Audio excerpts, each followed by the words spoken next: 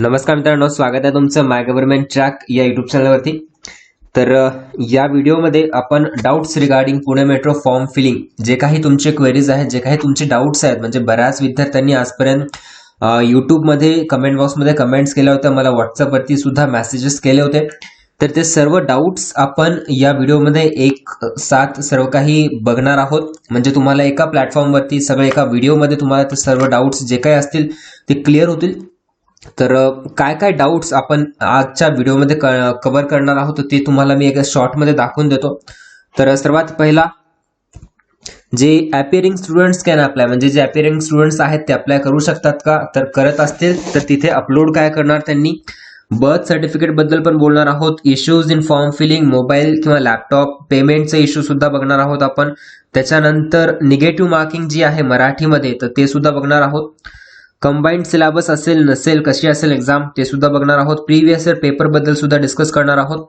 Expected month of exam, मराठीचा syllabus, paper level कशी असेल, टेक्निकल क्वेश्चन्सची लेवल कशी असेल, मेडिकल क्रायटेरिया, मल्टिपल पोस्ट भरू शकतो का आपण फॉर्म फिलिंग मध्ये, परमनंट जॉब आहे का टेम्पररी आहे, व्हॉट्सअप ग्रुप आणि टेलिग्राम ग्रुप। तर हे सर्व काही डिटेल्स आपण या व्हिडिओमध्ये बघणार आहोत, सर्व काय करणार आहोत। कारण याआधी सुद्धा मी बरेचसे व्हिडिओज तुमच्यासोबत शेअर केले होते, त्यामध्ये सुद्धा काही गोष्टी आपण कव्हर केलेल्या होत्या, पण एका व्हिडिओमध्ये या सर्व गोष्टी आता आपण कव्हर करणार आहोत, जेणेकरून तुम्हाला पुढे जेव्हा फॉर्म फिलअप करताना किंवा पुणे मेट्रोचं प्रिपरेशन करताना तुम्हाला काही अडचणी येणार नाहीत। ठीक आहे, तर स्टार्ट करण्याआधी जर तुम्ही चॅनलवरती नवीन असाल आणि चॅनलला सबस्क्राईब नसेल केलं तर सबस्क्राईब करून बेल आयकॉन प्रेस करा, जेणेकरून अशाच प्रकारचे अपडेट्स तुम्हाला मिळत राहतील। आणि जर तुम्ही माय GOV ट्रॅक हे प्ले स्टोअरवरती जे ॲप आहे ते इन्स्टॉल नसेल केलं तर इन्स्टॉल करून तुम्ही जे काही टेस्ट सिरीज आहेत ते अटेम्प्ट करू शकता। ओके, चला स्टार्ट करूया। फर्स्ट जो डाऊट आहे बऱ्याच विद्यार्थ्यांना की अपिअरिंग स्टुडंट्स म्हणजे BE फायनल इयरला असतील किंवा डिप्लोमाच्या फायनल इयरला असतील तर ते स्टुडंट्स अप्लाय करू शकतात का पुणे मेट्रोच्या एक्झामसाठी। तर एक इलिजिबिलिटी क्रायटेरिया, म्हणजे बरेचसे डाऊट्स तुम्हाला नोटिफिकेशन वाचून सुद्धा क्लिअर होतील, तरी पण तुम्हाला एक शॉर्टमध्ये सांगतोय जास्त वेळ न घेता।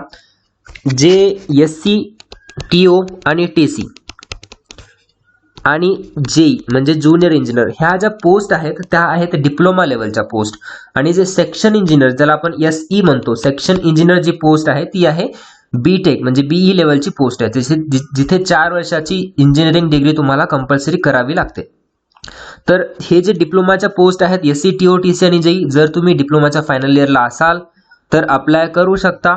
ओके, आणि जर तुम्ही BEच्या पण फायनल इयरला असाल, म्हणजे पुढचं जे क्वालिफिकेशन आहे म्हणजे एक्स्ट्रा क्वालिफिकेशन जे BE आहे ते तुम्ही तुमच्याकडे जर असेल तरी सुद्धा तुम्ही या SC TO TC आणि JEE साठी अप्लाय करू शकता। म्हणजेच काय, डिप्लोमाच्या पोस्टसाठी डिग्रीवाले सुद्धा अप्लाय करू शकतात, आणि जर ते फायनल इयरला असतील ते सुद्धा अप्लाय करू शकतात, डिप्लोमाच्या फायनल इयरला असतील ते सुद्धा अप्लाय करू शकतात।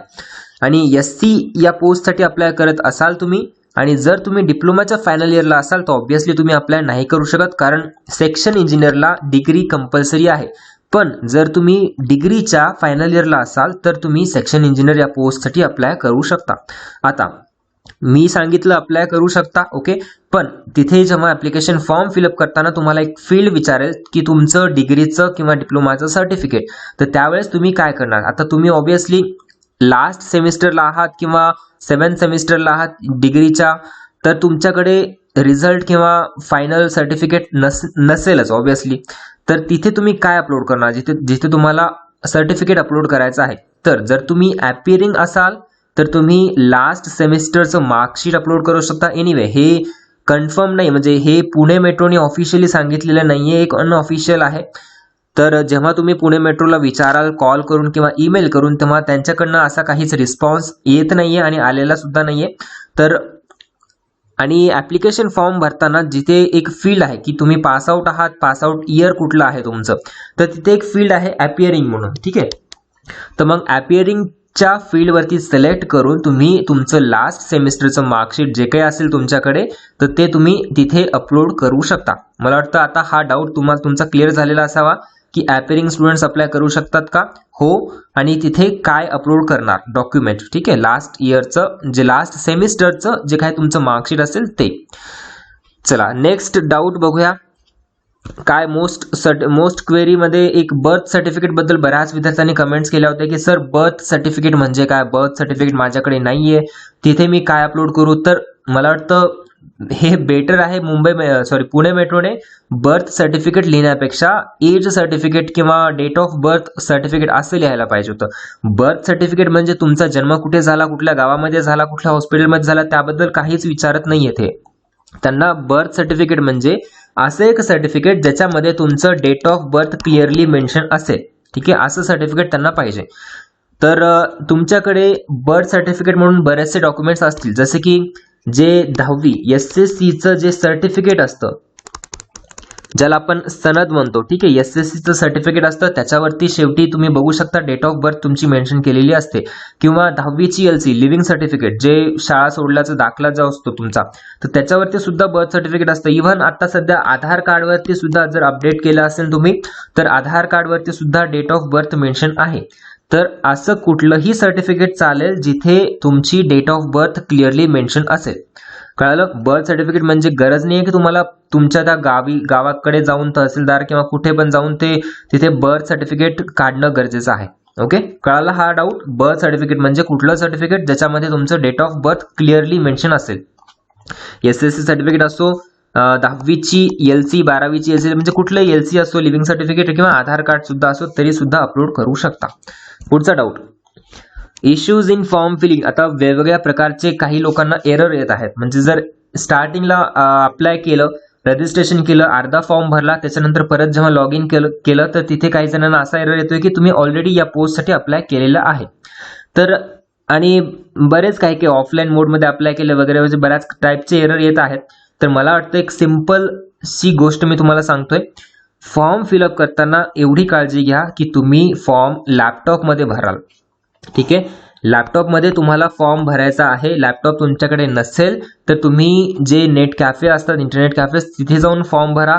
आणि लॅपटॉपमध्ये फॉर्म भरण्याच्या अगोदर काही गोष्टी तुम्हाला करायच्या, जसे की सगळ्यात पहिली गोष्ट, जे काही डॉक्युमेंट्स आहेत तुमचे, ओके, डॉक्युमेंट्सची जी काही साईज आहे तर ती एकदा बघून घ्या. PDF फॉर्मॅटमध्ये चालतील, PDF किंवा JPG फॉर्मॅटमध्ये सुद्धा चालतील डॉक्युमेंट्स. आणि त्यांची जी साईज आहे 300 KB पेक्षा कमी. ओके, तर ते एक प्रॉपर तुमचं त्या डेस्कटॉपवरती, लॅपटॉप जो असेल लॅपटॉपमध्ये एक फोल्डर बनवा. आणि त्या फोल्डरमध्ये जे काही 5 तुमचे डॉक्युमेंट्स आहेत, म्हणजेच कुठले 5 डॉक्युमेंट्स, तुमचं फोटो, सिग्नेचर, त्याच्यानंतर 10th सर्टिफिकेट, त्याच्यानंतर डिग्रीचं सर्टिफिकेट आणि डेट ऑफ बर्थ. ठीक आहे, हे 5 जे सर्टिफिकेट आहेत तर त्यांची साईज रिड्यूस करून ठेवा. 300 KB पेक्षा कमी, जे काही त्यांचा क्रायटेरिया आहे तो साईज रिड्यूस करायची. कशी करायची? सिंपल आहे, पेंटमध्ये जायचं, रिसाईज करायचं, पिक्सेलमध्ये पिक्सेल कमी केले की तुमची साईज सुद्धा कमी होऊन जाते. खूप इझी आहे. तर हे एक डॉक्युमेंट म्हणजे सर्व डॉक्युमेंट्स तुम्ही रेडी ठेवा आधी. ओके, आणि त्याच्यानंतर सगळ्यात दुसरी इम्पॉर्टंट गोष्ट म्हणजे डेबिट कार्ड. काही जणांना पेमेंट करताना पण प्रॉब्लेम येतो, पेमेंटचा आपण डिस्कस करूच या. पण डॉक्युमेंट्स आणि डेबिट कार्ड जर तुम्ही प्रॉपरली सर्वात आधी रेडी ठेवलं तर त्यानंतर तुम्ही फॉर्म फिलअप करण्यासाठी सुरुवात करा. आणि फॉर्म फिलअप करताना असं नका करू की अर्धा फॉर्म मी सकाळी भरतोय, अर्धा फॉर्म संध्याकाळी भरतोय. भरला तरी चालेल, पण काही जणांना एरर येत आहे, त्याच्यामुळे मी सांगत आहे की लॅपटॉपमध्येच फॉर्म फिलअप करा, मोबाईलमध्ये फॉर्म फिलअप नका करू. मग असे विद्यार्थी मला क्वेरीज विचारतात की सर आम्हाला हा एरर येतोय. मग जेव्हा मी त्यांना स्क्रीनशॉट मागवतो तेव्हा ते मोबाईलचा स्क्रीनशॉट टाकतात. किती मी याआधी सुद्धा खूप वेळा सांगितलेलं आहे की मोबाईलमध्ये फॉर्म फिलअप नका करत जाऊ, मोबाईलमध्ये एरर येत असतात. लॅपटॉपमध्ये बेटर आहे तुम्ही फॉर्म फिलअप करा आणि डॉक्युमेंट्स आणि डेबिट कार्ड रेडी ठेवा. ठीक आहे, चला पुढची क्वेरी बघू. पेमेंट इश्यू, सगळ्यात मोठा इश्यू आहे हा पेमेंट इश्यू. की बऱ्याच विद्यार्थ्यांचे, आता मुलींना तर ठीक आहे, मुलींना जे फीस भरावी लागते ती 150 आहे. पण जे मेल कॅन्डिडेट्स आहेत ओपनमध्ये किंवा बाकीच्या कॅटेगरीजमध्ये त्यांना 400 रुपये फीस आहे, जे ओपनमध्ये आहेत. ओके, आणि मेल कॅन्डिडेट्स तर 400 रुपये फीस त्यांच्या अकाउंटमधून डिडक्ट होते. आणि तिथे ॲप्लिकेशनच्या फॉर्ममध्ये त्यांचं पेमेंट जे आहे, पेमेंट स्टेटस, ते फेल येतं. पेमेंट स्टेटस F म्हणजे काय? फेल. आणि जेव्हा तुमचं पेमेंट स्टेटस यस येईल, यस म्हणजे सक्सेसफुल. तर लक्षात ठेवा, तुमचे 400 रुपये डेबिट होत आहेत आणि तुमचं पेमेंट स्टेटस जर फेल येत असेल तर तो खूप मोठा इश्यू आहे. एकतर मी बऱ्याच विद्यार्थ्यांना असं सजेस्ट केलं होतं की तुम्ही 1 ते 2 वर्किंग डेज थांबा. ठीक आहे, जर पेमेंटचं स्टेटस चेंज होत असेल, फेल टू सक्सेस होत असेल इन केस, तर मग चांगली गोष्ट आहे, त्याचा परत प्रिंटआउट काढून तुम्ही सेव्ह करून ठेवू शकता. पण 99% अशी केस आहे की पेमेंट एकदा फेल झाल्यानंतर, म्हणजे तुमच्या अकाउंटमधनं तेवढे पैसे डेबिट झाल्यानंतर ते एकतर रिफंड सुद्धा होत नाहीत आणि तुमचं ॲप्लिकेशन फॉर्ममध्ये स्टेटस फेल्डच असतं, सक्सेस होत नाही. ठीक आहे, तर हा खूप मोठा इश्यू आहे. तर मी बऱ्याच विद्यार्थ्यांचे, मी काही विद्यार्थ्यांचे पेमेंट स्वतःच्या अकाउंटमधून केलेले आहेत. म्हणजे त्यांनी मला रिक्वेस्ट केली होती की पेमेंट करा म्हणून, त्यांचं फेल होते. तर जेव्हा मी पेमेंट केलेलं आहे, मी पण माझ्या डेबिट कार्डने पेमेंट केलेलं आहे माझ्या लॅपटॉपवरती, तर मला कुठल्याही प्रकारचा इश्यू आलेला नव्हता. ठीक आहे, इवन दो मी स्टार्टिंगच्या डेजमध्ये सुद्धा जेव्हा त्यांच्याकडे लॉग इनचा ऑप्शन सुद्धा नव्हता आणि ते पेमेंट परत करण्याचं सुद्धा ऑप्शन नव्हतं, त्या दिवसांमध्ये पण मी पेमेंट सक्सेसफुल केलेलं आहे. तर मी काय केलं, लॅपटॉपमध्ये सर्वात आधी तर लॅपटॉपमध्ये मी फॉर्म ओपन केला, लॅपटॉपमध्ये डेबिट कार्डनी पेमेंट पे केलं. ओके, तर त्याच्यामुळे सक्सेस झालं. पण काही विद्यार्थी UPI वापरत आहेत, गुगल पे, फोन पे आणि बाकीचं काही. तर मला वाटतं ठीक आहे, त्यांचं सक्सेसफुल होत असेल तर काही प्रॉब्लेम नाही, पण जर फेल होत असेल तर नेक्स्ट टाइम जेव्हा वापराल तुम्ही की डेबिट कार्ड थ्रू तुम्ही पेमेंट करा. आणि एकदा पैसे डिडक्ट झाल्यानंतर ते पैसे रिफंड येण्याचा काही मार्ग नाहीये, तर त्यासाठी सुद्धा मी सांगणार आहे. पण एक गोष्ट कधी पण लक्षात ठेवा, हे यासाठीच नाही सांगत आहे मी, पुणे मेट्रोच्या फॉर्म फिलिंगमध्ये कुठलाही फॉर्म असो, कुठलाही काही असो, पेमेंटचं जे पेज असतं, जेव्हा तुम्ही पेमेंटच्या पेजवरती येता, जेव्हा तुमचं जे काही कंडक्टिंग बॉडी असते, आता हे TCS कंडक्ट करते आहे, TCSचं जे काही हे सॉफ्टवेअर आहे, तर TCS जेव्हा बँकेच्या APIs ला कनेक्ट करतं, तेव्हा तुम्ही एक गोष्ट लक्षात ठेवा की जेव्हा पेमेंट करा तेव्हा खूप फास्ट पेमेंट झाली पाहिजे. विदिन 30 to 40 सेकंड्स तुमचं पेमेंट कंप्लीट झालं पाहिजे, 30 to 40 सेकंडमध्ये. असं नाही की तुम्ही पेमेंटचं पेज ओपन करून बसाल आणि मग ओके माझं ATM कार्ड तिकडे आहे, मी ते घेऊन येईल आणि नंतर तिथे कार्ड नंबर टाकेल, नंतर व्हॅलिडिटी टाकेल, नंतर नाव टाकेल, नंतर त्याचा OTP येईल, मग त्यावेळेस मोबाईल इकडे तिकडे असेल. तर असं लेट नका करू. ठीक आहे, तुमचं पेमेंट जे असेल ते 30 ते 40 सेकंदामध्ये कंप्लीट झालं पाहिजे. ठीक आहे, तर बी रेडी. आणि याच्यामुळे सुद्धा बऱ्याच वेळा पेमेंट फेल होतं, टाइमआउट होऊन जातो. बऱ्याच विद्यार्थ्यांना टाइमआउटचा सुद्धा एरर येत आहे. टाइमआउट का होतं? ऑब्व्हियसली तुम्ही जास्त वेळ त्या पेजवर राहता, त्याच्यामुळे टाइमआउट होतं. एकदा जास्त वेळ राहत असाल ना, सरळ सरळ लॉग आउट करून टाका. एनिवेज तुमचं पेमेंट नंतर फेल होणार आहे, मग मे बी तुमच्या अकाउंटमध्ये पैसे डिडक्ट झाल्यानंतर तुम्हाला ते कोणी रिफंड नाही करणार आहे. ओके, तर सिंपल प्रिरिक्विजिट आहे पेमेंटचा इश्यू सॉर्ट आउट करण्यासाठी. काय आहे? लॅपटॉपवरनं पेमेंट करायची आहे, डेबिट कार्डवरनं पेमेंट करायची आहे आणि पेमेंटच्या पेजवरती हार्डली 30 ते 40 सेकंदामध्ये तुम्हाला पेमेंट करायचे, फास्ट पेमेंट करायचे. ठीक आहे, जास्त वेळ तिथे द्यायचा नाहीये. आणि ज्या विद्यार्थ्यांचे पैसे डिडक्ट झालेत, म्हणजे असे बरेच विद्यार्थी आहेत, मग एकतर तुम्ही कमेंट बॉक्समध्ये कमेंट करा की जर तुमचे पैसे डिडक्ट झालेले आहेत आणि तुम्हाला परत पेमेंट करावं लागलं तर ते सुद्धा विद्यार्थी कमेंट करू शकता. तर मी एक पुणे मेट्रोला एक ट्विट सुद्धा केलेलं होतं की respected sir, while filling the application form for supervisory post, supervisory नाही, हे सर्वच पोस्टसाठी आहे. Many of the students are facing payment issue, fees is getting deducted from account but payment status is showing as a fail. आणि त्याच्यानंतर and we are not getting any refund, most of the students made their payment second time and that also got failed. Unnecessarily we are paying 400 rupees extra. Also dropped email to HR help desk but not getting satisfactory reply from them. Kindly check this on priority and please respond back. I can show you proofs. म्हणजे माझ्याकडे proof सुद्धा होते काही विद्यार्थ्यांचे, त्यांनी मला पाठवलेले. तर हे ट्विट मी त्यांना केलं होतं. एनिवे ट्विटचा पण मला काही रिप्लाय आलेला नाही अजून तरी. तर का रिप्लाय आला नाही? कारण जोपर्यंत आता हा इश्यू जर समजा मी एकट्याने मांडला त्यांच्या समोर, बरोबर, पण या ट्विटला जर तुम्ही इथे रिट्विट बघू शकता, लाईकची मला काहीच गरज नाहीये. फक्त जर तुम्ही ज्या लोकांना हा इश्यू, ज्या लोकांनी हा इश्यू फेस केलाय, म्हणजे ज्यांचं पेमेंट त्यांना परत करावं लागलं, त्यांच्या अकाउंटमधून पैसे डिडक्ट झाले, जर त्यांनी जरी या ट्विटला रिट्विट केलं असतं तुम्ही, तर मे बी त्यांनी या गोष्टीकडे सिरियसली लक्ष घालून त्यांना एक काहीतरी इम्प्रूव्हमेंट केली असते, किंवा ज्यांचे पैसे त्यांच्या अकाउंटमध्ये गेलेत आणि त्यांना परत पेमेंट करावं लागलं तर त्यांना पैसे रिफंड तरी मिळाले असते. एक आपण रिफंडसाठी ट्राय करू शकतो. ओके, ज्यांचे पैसे डिडक्ट झाले तर त्यांना रिफंड तरी मिळेल मे बी. तर यासाठी तुम्हाला काय करायचं आहे, या ट्विटला माय GOV ट्रॅक ऑफिशियल हे ट्विटरचं चॅनल आहे, तर इथे जाऊन तुम्हाला हे ट्विट शोधून तुम्हाला फक्त रिट्वीट करायचं, लाईक नाही केलं तरी काही प्रॉब्लेम नाही, फक्त रिट्वीट केल्यानंतर काय होईल, त्यांना जास्त ट्विट्स जातील आणि त्यानंतर ते लोक सिरियसली घेतील की खरंच विद्यार्थ्यांना पेमेंट इश्यू आहे. मग एखाद्या 2 आता 4 रिट्वीट आहे म्हणजे 4 लोकांनाच पेमेंट इश्यू आहे का, मग त्यांनी कशाला एवढं इग्नोर म्हणजे सिरियसली नाही घेणार, कारण 4 लोकांना इश्यू आहे तर ते सिरियसली नाही घेणार. पण त्याच जागी जर 150-200 विद्यार्थ्यांनी जर कमेंट केल्या, रिट्वीट केलं, तर त्यांनी पण सिरियसली घेतलं की ओके खरंच काहीतरी इश्यू आहे, तर त्यांनी रिफंडसाठी पण आपण ट्राय करू शकतो. तर हे काम तुम्हाला करायचं आहे आणि पेमेंट कसं करायचं मी तुम्हाला सांगितलेलं आहे ऑलरेडी. लॅपटॉपमध्ये करायचं, फास्ट करायचं विथ डेबिट कार्ड, बेटर आहे डेबिट कार्डनी कराल तर. नेक्स्ट जो डाऊट आहे बऱ्याच विद्यार्थ्यांना तो आहे negative marking for Marathi. Okay, negative marking for Marathi आहे का, तर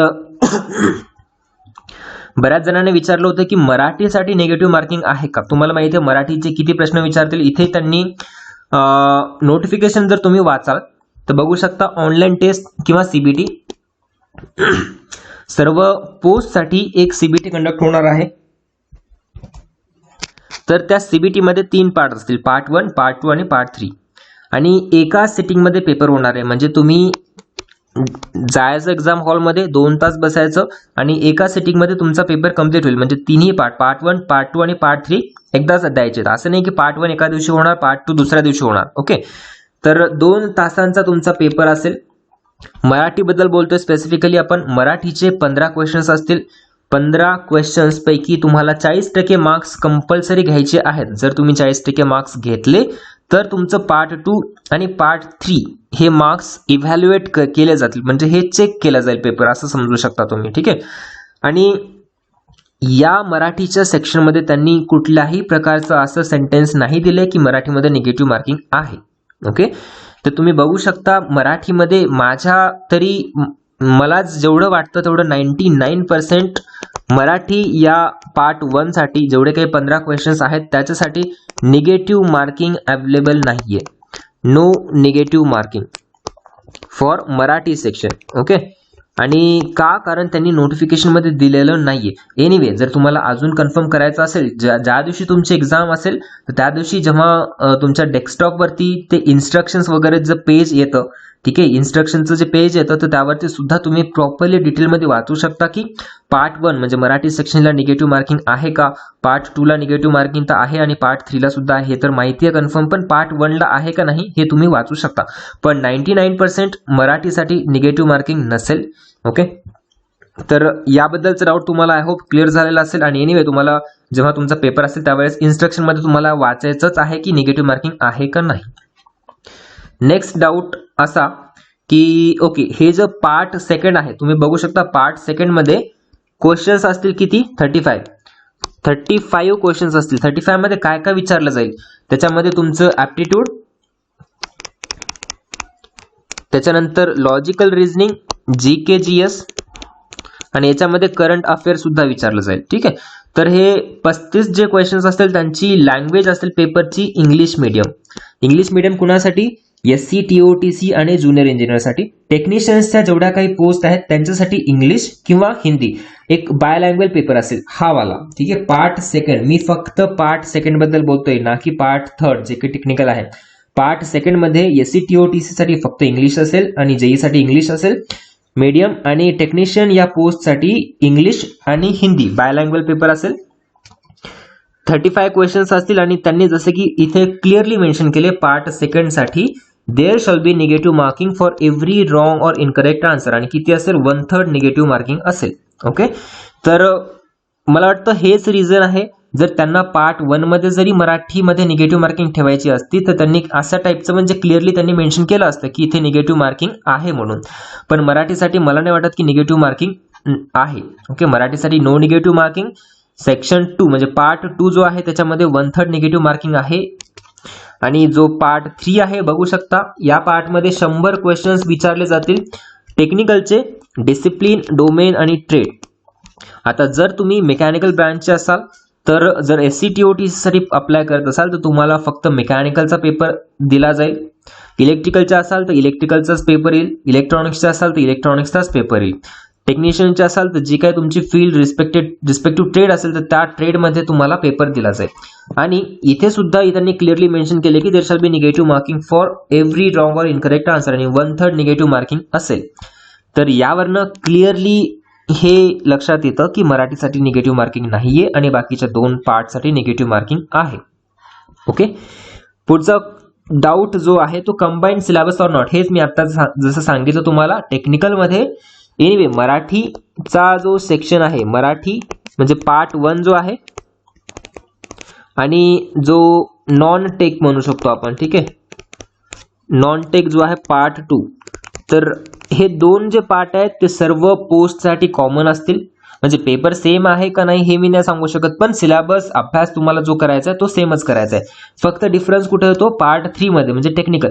तर मेकॅनिकलच्या विद्यार्थ्यांसाठी फक्त मेकॅनिकलचा अभ्यास करायचा आहे, इलेक्ट्रिकलच्या साठीचा इलेक्ट्रिकल, आणि सिलेबस त्यांनी मेन्शन केलेलंच आहे. सेक्शन इंजिनियरसाठी तर त्यांनी प्रॉपर सिलेबस दिलेला आहे त्यांच्या वेबसाईटवरती, आणि SCTOTC आणि ज्युनियर इंजिनियरसाठी त्यांनी सांगितले की तुम्ही MSBTEचा सिलेबस रेफर करा, म्हणजे डिप्लोमा लेवलचा सिलेबस रेफर करा. एनिवे मी ऑलरेडी व्हिडिओ सुद्धा बनवलेला आहे की एक्झॅक्टली काय सब्जेक्ट्स तुम्हाला अभ्यास करायचे आहेत, ठीक आहे, इलेक्ट्रिकल आणि मेकॅनिकलसाठी, ते बघू शकता तुम्ही. तर मेकॅनिकलचं असाल तर मेकॅनिकलचंच विचारलं जाईल, इलेक्ट्रिकलचं असाल तर इलेक्ट्रिकलचंच विचारलं जाईल, इलेक्ट्रॉनिक्सचं असाल तर इलेक्ट्रॉनिक्सच विचारलं जाईल. तर ठीक आहे, याबद्दलचा डाऊट क्लिअर झाला. कंबाईंड सिलेबस नाहीये. ओके, प्रत्येक जर तुमच्या ब्रांच वाईज तुमचा सिलेबस असेल आणि एक्झाम जी असेल ऑब्विसली वेगवेगळ्या दिवशी असेल. म्हणजे तुम्ही मल्टिपल पोस्टसाठी जेव्हा कुठली पण एक्झाम कंडक्ट होते, ठीक आहे, जर एखादं कंडक्टिंग बॉडी म्हणत असेल की तुम्ही मल्टिपल पोस्टसाठी एक्झामसाठी अप्लाय करू शकता, जसं पुणे मेट्रोमध्ये तुम्ही SCTOTC साठी पण अप्लाय करू शकता, इलिजिबल असाल तर ज्युनियर इंजिनियरसाठी सुद्धा अप्लाय करू शकता आणि सेक्शन इंजिनियरसाठी सुद्धा अप्लाय करू शकता. तर एक कॉमन सेन्स आहे, जर एखादं सांगते की तुम्ही मल्टिपल पोस्टसाठी अप्लाय करू शकता तर त्या पोस्टसाठी जे एक्झाम्स असतील तर त्यांचे पेपर ऑब्विसली एकाच दिवशी एकाच वेळेमध्ये नसणारच आहेत. तुमचा SCTOTCचा पेपर वेगळ्या दिवशी असेल, ज्युनियर इंजिनियरचा पेपर वेगळ्या दिवशी असेल आणि सेक्शन इंजिनियरचा पेपर वेगळ्या दिवशी असेल आणि टेक्निशियनचा पेपर वेगळ्या दिवशी असेल. ओके, तर हा डाऊट क्लिअर झालेला आहे. पुढचं बघूया प्रिव्हियस इयर पेपर्स. तर बरेच विद्यार्थी विचारत आहेत की प्रिव्हियस इयर पेपर्स आहेत का कुठे. लक्षात ठेवा, एक ऑर्गनायझेशन आहे ही महामेट्रो. महामेट्रोच्या अंडरमध्ये 2 येतात. कुठली, एक झाली नागपूर मेट्रो, एक झाली पुणे मेट्रो, आणि ही जी दुसरी आहे MMRDA, तर ही एक सेपरेट ऑर्गनायझेशन आहे. याच्या अंडरमध्ये येतं मुंबई मेट्रो. ओके, तर महामेट्रोनी याआधी फक्त नागपूर मेट्रोचे एक्झाम्स कंडक्ट केले होते आणि त्यानंतर सेकंड टाइम जी करते ती पुणे मेट्रो करते. तर नागपूर मेट्रोचे जे प्रिव्हियस इयर पेपर आहेत तर त्यांनी डिस्क्लोज केलेले नव्हते. तर त्याच्यामुळे तुम्हाला जर Pune मेट्रोसाठी previous year paper, obviously काही लोक तर असे विचारत आहेत की सर पुणे मेट्रोचे प्रिव्हियस इयर पेपर्स आहेत. अरे बाबा, फर्स्ट टाइमच पुणे मेट्रो कंडक्ट होते, तर ऑब्विसली पुणे मेट्रोचे तर नसणारच आहे. तुम्हाला जर आपल्या म्हणजे अभ्यास बघायचा असेल कसे पेपर असतील तर तुम्हाला नागपूर मेट्रोचे बघावे लागतील. तर नागपूर मेट्रोने पेपर डिस्क्लोज केलेले नव्हते, तर त्याच्यामुळे तुम्हाला प्रिव्हियस इयर पेपर्स कुठेही मिळणार नाहीत. उगाच सर्च पण नका करू, मी तुम्हाला गॅरंटीने सांगतोय नागपूर मेट्रोचे प्रिव्हियस इयर पेपर्स तुम्हाला मिळणार नाहीत. तुम्हाला प्रिव्हियस इयर पेपर बघून तुम्ही काय करणार, क्वेश्चनची लेवल बघणार, राईट, क्वेश्चनची लेवल बघणार, क्वेश्चन्स कशा टाईपमध्ये विचारले जातात ते बघणार. तर मी तुम्हाला सजेस्ट करतो की मी याआधी ग्रुप्सवरती, टेलिग्राम चॅनल्सवरती, यूट्यूबवरती मी तुम्हाला एक PDF शेअर केलेली आहे, ज्याच्यामध्ये दिल्ली मेट्रो, लखनौ मेट्रो, जे वेगवेगळ्या मेट्रोज आहेत इंडियामध्ये ज्या कंडक्ट केल्या त्यांनी एक्झाम्स, तर त्यांचे पेपर्सची लिंक मी तुम्हाला शेअर केली होती. तर ते पेपर्स तुम्ही फॉलो करू शकता. तिथे तुम्ही रेफर करू शकता की कशा प्रकारचे क्वेश्चन्स होते, काय होते. आणि इवन दो SSC JEE सुद्धा तुम्ही एक रेफरन्स म्हणून ठेवू शकता, त्याच्याकडे बघू शकता की SSC JEE मध्ये ज्या टाईपचे क्वेश्चन्स विचारले जातात त्या टाईपच्या त्या लेवलचे क्वेश्चन्स तुम्हाला या पुणे मेट्रोच्या एक्झाम्समध्ये बघायला मिळतील. ठीक आहे, क्लिअर झाला हा डाऊट. प्रिव्हियस इयर पेपर्स तुम्हाला नाही मिळणार आहे, दुसऱ्या मेट्रोजचे मिळू शकतील पण Nagpur metro no chance. Next जो डाऊट आहे एक्सपेक्टेड मंथ ऑफ एक्झाम. तर माझ्यानुसार मला जसं वाटतं तर तुमची मोस्ट प्रोबॅबल एक्झाम होईल मार्च एंडमध्ये किंवा एप्रिलच्या फर्स्ट वीकमध्ये. ओके, तर हे एक्सपेक्टेड डेट आहे, मी कुणी नाहीये की कन्फर्म सांगू शकेल. एनिवे तुम्हाला ॲडमिट कार्ड जेव्हा येईल त्यावेळेस तुम्हाला डेट कळेलच की काय आहे एक्झामची डेट. ओके, तर मार्च एंडला तुम्ही एक रेफरन्स मानून तुम्ही तुमचं प्रिपरेशन प्लॅन करू शकता. एक्सपेक्टेड मंथ ऑफ एक्झाम तुम्हाला कळालेली आहे. पुढचं बघूया, मराठी सिलेबस आणि पेपर लेवल. ओके, मराठीचा सिलेबस आणि मराठीचं म्हणजे इतर म्हणजे विद्यार्थ्यांमध्ये एक भीती निर्माण झाली आहे की मराठीमध्ये मला 40% मार्क्स घ्यायचेच आहेत एनी हाऊ. जर 40% मार्क्स घेतले तरच माझा पार्ट 2 आणि पार्ट 3 इव्हॅल्युएट होईल.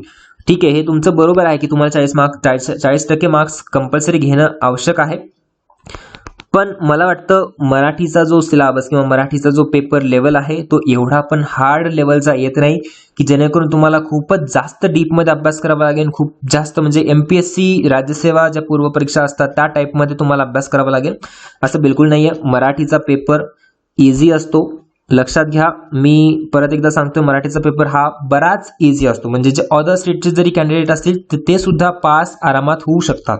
ठीक आहे, स्पेसिफिकली पुणे मेट्रोच्या बद्दल बोलत आहे मी. नागपूर मेट्रोमध्ये पण बऱ्याच विद्यार्थ्यांनी मला सांगितलेलं आहे की मराठीचा जो पेपर आला होता, ज्यांनी ती एक्झाम दिली होती, तर मराठीचा पेपर खूप इझी आला होता. इवन तो तुम्ही मुंबई मेट्रोच्या जे काही विद्यार्थी जर एक्झाम दिलेले असतील तर त्यांना सुद्धा विचारू शकता. मराठीचा पेपर जो असतो तो मेट्रोसाठी खूप इझी असतो. उतारा म्हणजे पॅसेज दिलं असतं, त्यावरती तुम्हाला क्वेश्चन्सचे आन्सर द्यायचे असतात. ठीक आहे, अशा प्रकारचा पेपर असतो. तर जास्त डीपमध्ये जाण्याची गरज नाहीये. कुठला स्पेसिफिक जास्त पैसे पे करून क्लास लावण्याची गरज नाही. युट्यूबवरती व्हिडिओज बघा आणि कुठलं तरी एखादं 150-200 रुपयांचं बुक असेल तर घ्या. PDF मिळत असेल तर त्या वाचा. तर इथून तुमचं मराठी आरामात कव्हर होईल. जास्त फोकस जो आहे तुम्हाला द्यायचा आहे टेक्निकलवरती, कारण टेक्निकल आहे 100 मार्कांचं. 100 मार्कांपैकी तुम्हाला खूप जास्त मार्क्स कव्हर घेणं गरजेचं आहे जर तुम्हाला टॉप 150 मध्ये यायचं असेल तर. आणि जसं मी तुम्हाला याआधी सुद्धा एक्सप्लेन केलं, जर तुमचं सिलेक्शन व्हायचं असेल तर तुम्हाला टॉप 150 मध्ये यावं लागेल. कारण मेकॅनिकल SCTO TC साठी जर मी बोलत असेल, मेकॅनिकल, इलेक्ट्रिकल, इलेक्ट्रॉनिक्स या तिन्ही ब्रांचेस ॲप्लिकेबल आहेत. तर मेकॅनिकलचे विद्यार्थी, इलेक्ट्रिकलच्या विद्यार्थ्यांची लिस्ट आणि इलेक्ट्रॉनिक्सच्या विद्यार्थ्यांची लिस्ट, तर यातून टॉप 150, यातून टॉप 150 आणि यातून टॉप 150 हे लोक इथून या 3 ब्रांचेसची मिळून एक लिस्ट बनते. ओके, आणि त्या लिस्टमध्ये जवळपास 450 विद्यार्थी ते नेक्स्ट स्टेजसाठी घेऊ शकतात, सायकोमेट्रिक टेस्टसाठी इलिजिबल करू शकतात. तर तुम्हाला तुमच्या ब्रँचमधून 150 मध्ये यायचं आहे. लक्षात ठेवा, तुमचं कॉम्पिटिशन इलेक्ट्रिकलसाठी सुद्धा आहे, तुमचं कॉम्पिटिशन मेकॅनिकल सोबत सुद्धा आहे, तुमचं कॉम्पिटिशन इलेक्ट्रॉनिक्सच्या विद्यार्थ्यांसोबत सुद्धा आहे. ठीक आहे, तर सर्वांसोबत आहे. तर मग 150 टॉप 150 मध्ये तुम्हाला यायचं आहे. अशा प्रकारे तुम्ही अभ्यास करा. नेक्स्ट काय डाऊट होता, टेक्निकल क्वेश्चन्सची लेवल. ते मी आत्ता सांगितलेलं आहे की SSC JEE लेवल किंवा प्रिव्हियस इयर दुसऱ्या मेट्रोचे पेपर तुम्ही बघू शकता. ठीक आहे, टेक्निकल क्वेश्चन्सची लेवल जशी असेल ते तुम्हाला कळून येईल. मेडिकल क्रायटेरिया, आता बऱ्याच विद्यार्थी हे पण डाऊट आहे की मेडिकल क्रायटेरिया काय आहे. जर तुम्ही फॉर्म अजून भरला नसेल तर एकदा पुणे मेट्रोच्या वेबसाईटवरती जेव्हा तुम्ही करिअरवरती क्लिक कराल तिथे मेडिकल सर्टिफिकेट म्हणजे मेडिकल क्रायटेरिया त्यांनी मेन्शन केलेला आहे. इवन मी एक व्हिडिओ स्पेसिफिक मेडिकल स्टँडर्डसाठी बनवलेला आहे. म्हणजे जर तुम्हाला चष्मा असेल, तुमच्याकडे डोळ्यांसाठी तो पॉईंट असेल तर तुम्ही अप्लाय नाही करू शकणार SCTOला. ठीक आहे, कारण SCTO TC साठी स्ट्रिक्ट A1 स्टँडर्डचं मेडिकल ते फॉलो करणार आहेत. तर त्याच्यामुळे तुम्ही तिथे जरी एक्झाम पास व्हाल, जरी सायकोमेट्रिक पास व्हाल तरी मेडिकलमध्ये फेल व्हाल. तर त्यासाठी बेटर आहे की तुम्ही आधी मेडिकलचा जो काही क्रायटेरिया आहे तो तुम्ही नीट बघून घ्या. ओके, आणि कुठल्या पोस्टसाठी कुठलं मेडिकल स्टँडर्ड आहे त्याच्यानुसार तुम्ही तिथे अप्लाय करू शकता. नेक्स्ट बघूया मल्टिपल पोस्ट फॉर्म फिलिंग. हे तर मी सांगितले आहे, तुम्ही मल्टिपल पोस्टसाठी फॉर्म फिल करू शकता जर इलिजिबल असाल तुम्ही. आता समजा तो तुमच्याकडे BE ची डिग्री आहे. ओके, BE ची डिग्री आहे तर तुम्ही स्टेशन कंट्रोलरसाठी, ट्रेन ऑपरेटर, ट्रॅफिक कंट्रोलरसाठी फॉर्म भरू शकता. त्याच प्रकारे ज्युनियर इंजिनियरसाठी फॉर्म भरू शकता आणि त्याच प्रकारे SC सुद्धा अप्लाय करू शकता. जरी तुम्ही अपिअरिंग असो किंवा तुमचं BE कम्प्लिटेड झालेलं असो तरी सुद्धा तुम्ही तिन्ही पोस्टसाठी अप्लाय करू शकता. जर तुमच्याकडे डिप्लोमा आहे तर तुम्ही फक्त 2 साठी अप्लाय करू शकता. कुठलं? SCTO TC आणि JEE. मग डिप्लोमा तुमचं कंप्लीट असो किंवा नसो, अपिअरिंग असो, ठीक आहे, तर तुम्ही SCTO TC आणि JEE साठी अप्लाय करू शकता. सेक्शन इंजिनियरसाठी अप्लाय नाही करू शकता. ओके, नेक्स्ट क्वेश्चन असा की परमनंट जॉब आहे का टेम्पररी आहे. परमनंट जॉब आहे, सॅलरी, फीस म्हणजे सॅलरी जी काही असेल, वर्क प्रोफाईल यासाठी मी सेपरेट व्हिडिओ बनवलेला आहे, तुम्ही बघू शकता. व्हॉट्सअप ग्रुप, टेलिग्राम ग्रुप, हा बऱ्याच विद्यार्थी आता एक म्हणजे जेव्हा YouTube वरती बरेच विद्यार्थी कमेंट करत होते त्यांना फॉर्म फिलिंग मध्ये बरेचसे डाऊट्स येत आहेत, तर त्याच्यासाठी मी मेकॅनिकलचे 2 ग्रुप बनवले होते, इलेक्ट्रिकलचे 2 ग्रुप बनवले होते आणि इलेक्ट्रॉनिक्सचे एक ग्रुप बनवला होता. ठीक आहे, हे व्हॉट्सअपचे ग्रुप बनवलेले होते. तर मला वाटलं की विद्यार्थ्यांना डायरेक्टली म्हणजे YouTube वरती कमेंट करणार, मग माझ्याकडनं रिप्लाय देण्यामध्ये त्यांना लेट होईल, तर बेटर आहे की ते व्हॉट्सअप ग्रुप थ्रू म्हणजे एकमेकांना विचारून फॉर्म फिलअप करू शकतात, जेणेकरून त्यांना अडचण येणार नाही. तर असे टोटल 5 ग्रुप बनवले होते, पण 5ही ग्रुप आता सध्या फुल आहेत. एनिवे मी जसं अजून जर जास्त बनवले तर ते पण फुल होतील. तर त्याच्यासाठी एक ऑप्शन आहे, व्हॉट्सअप ग्रुपवरती आणि टेलिग्राम ग्रुपवरती जे काही क्वेश्चन्स माझ्याकडनं किंवा माझ्या टीमकडनं जे पोस्ट होतात, तर ते सेम क्वेश्चन्स टेलिग्रामच्या चॅनल्स किंवा ग्रुपवरती सुद्धा पोस्ट केल्या जातात. तर त्याच्यामुळे एक सजेशन देतो मी की जे टेलिग्रामचं ग्रुप आहे, टेलिग्रामच्या चॅनलची आणि ग्रुपची जी लिंक आहे ती डिस्क्रिप्शन मध्ये दिलेली आहे, तुम्ही बघू शकता. तर मेकॅनिकलसाठी आहे टेलिग्रामचं चॅनल एक आणि इलेक्ट्रिकलच्या विद्यार्थ्यांसाठी सुद्धा आहे. तर ते 2 चॅनल तुम्ही रिस्पेक्टिव्ह जे तुमची ब्रांच आहे त्यानुसार तुम्ही जॉईन करू शकता. तिथे सुद्धा आपण बरेचसे MCQs म्हणजे पोलद्वारे आपण MCQs तिथे कंडक्ट करत असतो. जे काही डाऊट्स असतात ते तुम्ही डिस्कशन ग्रुपमध्ये सुद्धा विचारू शकतात. कारण कसं आहे ना, किती मी व्हॉट्सअपचे ग्रुप बनवले ना तर इथे फुल होऊन जातील आणि काही विद्यार्थी राहतीलच. त्यामुळे बेटर आहे की तुम्ही टेलिग्रामचा चॅनल जॉईन करा आणि टेलिग्रामचा ग्रुप जॉईन करा. तिथे तुम्ही तुमचे क्वेरीज काही जे काय असतील ते विचारू शकता. Okay, that's it. एवढे सारे क्वेरीज होते. जर तुम्हाला या व्यतिरिक्त काही क्वेरीज असतील तर तुम्ही कमेंट बॉक्समध्ये कमेंट करू शकता. आणि जर तुमचं पेमेंट तुमच्या अकाउंटमधनं डेबिट झालेलं आहे आणि तुमचं पेमेंट स्टेटस अजून सुद्धा फेल आहे तर ते सुद्धा विद्यार्थी मेसेज करू शकता आणि ट्विट नक्कीच करा, जेणेकरून आपला आवाज त्यांच्यापर्यंत पोहोचेल आणि ते लोक काहीतरी ऍक्शन घेतील या पेमेंटच्या इश्यूवरती. तर अजून एक गोष्ट, प्ले स्टोअरवर आपलं जे ॲप आहे MyGov ट्रॅक, जर तुम्ही अजूनपर्यंत डाउनलोड नसेल केलं तर डाउनलोड करा, इन्स्टॉल करा आणि ते ॲपमधून तुम्ही टेस्ट सिरीज देऊ शकता. बऱ्याच विद्यार्थ्यांनी ऑलरेडी टेस्ट सिरीज देणं चालू केलेलं आहे. मेकॅनिकल, इलेक्ट्रिकलसाठी टेस्ट सिरीज अवेलेबल आहेत. लवकरच इलेक्ट्रॉनिक्ससाठी टेस्ट सिरीज सुद्धा आपण ट्राय करू. ओके, आणि त्यानंतर अजून याबद्दल जर काही क्वेरीज असेल तुम्ही कमेंट बॉक्समध्ये कमेंट करू शकता. टेलिग्रामचे चॅनल आणि बाकी सर्व ज्या काही लिंक्स आहेत ॲपची लिंक ते डिस्क्रिप्शनमध्ये दिलेली आहे.